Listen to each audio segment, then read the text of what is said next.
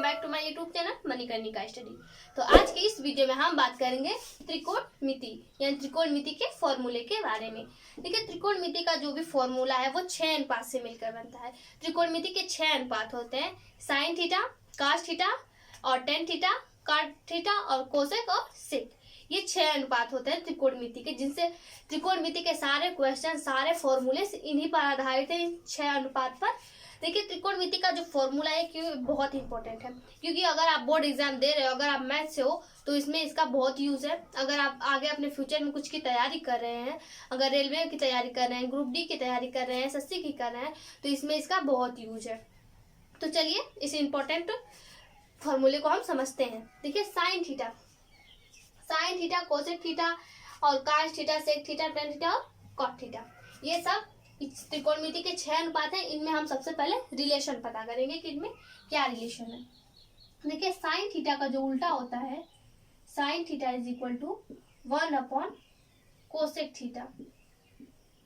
Cosec theta, sine theta का उल्टा cosec theta होता है, ये आप अच्छे से याद कर लीजिए। और cos theta is equal to 1 upon sec theta, यानी कास थीटा का उल्टा सेक थीटा होता है।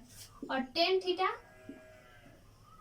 Is equal to 1 upon cot theta, ये टेन थीटा का उल्टा कॉट थीटा है।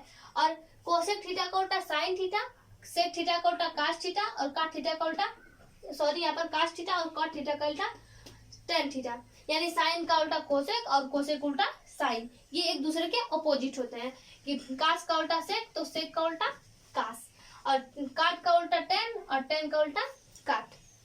ये इनमें रिलेशन है, साइन का कोसेक में और कास का सेक में और टेन का काट में। तो ये इनमें रिलेशन है, ये एक दूसरे के अपोजिट होते हैं, उल्टे होते हैं। ठीक है, तो आपको ये समझ में आया। अब हम सबसे पहले समझेंगे अब समकोण त्रिभुज। देखिए, अगर हमें समकोण त्रिभुज अच्छे से समझ में आ गया तो sine theta is equal to लंब बटे कर्ण में क्या होता है, cos theta is equal to क्या होता है, ये आपको अच्छे से समझ में आ जाएगा। अगर आप समकोण त्रिभुज के अच्छे से समझ लेते हैं कि इसमें लंब क्या होता है, आधार क्या होता है, कर्ण क्या होता है, इसे अगर आप अच्छे से समझ लेते हैं तो ए बी सी, मैंने इसे नाम दे दिया। देखिए, समकोण त्रिभुज यानी जिसका एक कोण 90 डिग्री, उसे हम समकोण त्रिभुज बोलते हैं। देखिए, समकोण त्रिभुज का जो 90 डिग्री की भुजा होती है, 90 डिग्री का जो कोण होता है, उसके जो सामने की जो भुजा होती है उसे हम कर्ण बोलते हैं। ठीक है, कर्ण हाइपोटेनस, 90 डिग्री के सामने की भुजा को कर्ण। देखिए, अगर हम थीटा सी को लेते हैं, अगर हम इसे कोण ले लेते हैं, थीटा सी मान लेते हैं, तो जो इसके सम्मुख भुजा यानी जो ए बी है, इसके सम्मुख भुजा होगी, तो जिसे हम लंब बोलते हैं। सम्मुख भुजा को लंब बोलते हैं, परपेंडिकुलर लंब, जिसे हम इंग्लिश में परपेंडिकुलर बोलते हैं। और जो बीसी भुजा है, ये इनका आधार है, इसे हम बेस बोलते हैं इंग्लिश में, यही आधार है। ठीक है, इंग्लिश में बेस बोलते हैं इसे। तो आपको समझ में आया, समकोण त्रिभुज में 90 डिग्री के सामने की भुजा को कर्ण, और किसी थीटा आएगा, जो भी थीटा है सी, जो हमारा थीटा है, इसके सम्मुख जो भुजा आ गई वो लंब, और जो आधार होता है उसे हम संलग्न भुजा बोलते हैं, आधार को संलग्न भुजा। ठीक है, देखिए, हमने जब थीटा सी को लिया तो लंब ये था, आधार ये था। लेकिन अगर थीटा हम ए को लेते हैं, तो यहाँ पर लंब होगा, यहाँ पर आधार होगा, क्योंकि अगर थीटा आपने ये ले लिया तो इसके सम्मुख की भुजा ये आ जाएगी। मैंने आपको बताया कि जो सम्मुख भुजा होती है उसे हम लंब बोलते हैं। तो अब जब मैंने थीटा ए को ले लिया तो इसके सम्मुख की भुजा ये आ गई। चलिए इसे हम एक और समकोण त्रिभुज बनाकर समझ लेते हैं।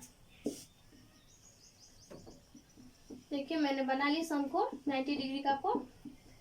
ये कर्ण हो गया, क्योंकि कर्ण कभी चेंज ही नहीं होता, कर्ण नो चेंज, कभी चेंज नहीं होता। कर्ण 90 डिग्री के सामने की अगर भुजा आ गई वही कर्ण होगी हमेशा। ठीक है, ए बी सी, हमने इसमें सी लिया था, थीटा ये तो लंबा आधार ये था, हमने थीटा ए को ले लिया। तो अब इसके सम्मुख की भुजा ये आ गई, यानी अब ये लंब हो जाएगा, ये परपेंडिकुलर होगा। और ये अब इसका संलग्न भुजा ये हो गई, यानी ये अब आधार होगा।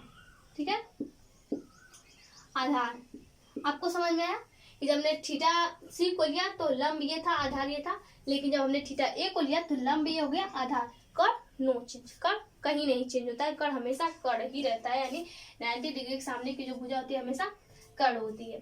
ठीक है, तो आपको ये पता चला कि साइन थीटा का उल्टा कोसेक थीटा, काश थीटा का उल्टा सेक और टेन का उल्टा कॉट। ठीक है, अब समकोण त्रिभुज समझ में आ गया आपको। तो अब हम समझेंगे कि sine theta is equal to लंब बटे कर्ण में क्या होता है, टेन में क्या होता है, कॉट में क्या होता है, कॉस में क्या होता है, उसे हम एक ट्रिक से समझेंगे। तब तक आप इसका एक स्क्रीनशॉट ले लीजिए।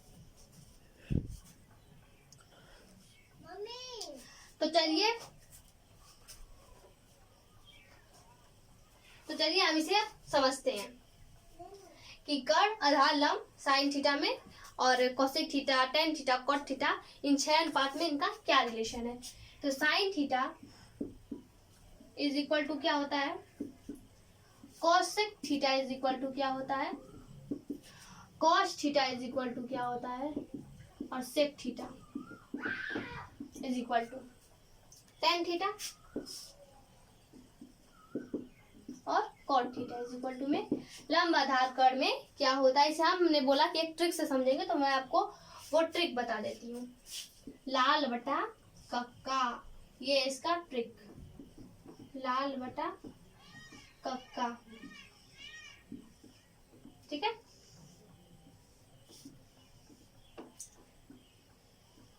देखिए ये वाला जो खाना है एल अपॉन के, इसे हम साइन ले लेते हैं, साइन, इसे कॉस और इसे टेन। ठीक है, तो sine theta is equal to L upon K, यानी एल से लंब और के से कर्ण, यानी sine theta is equal to लंब बटा कर्ण।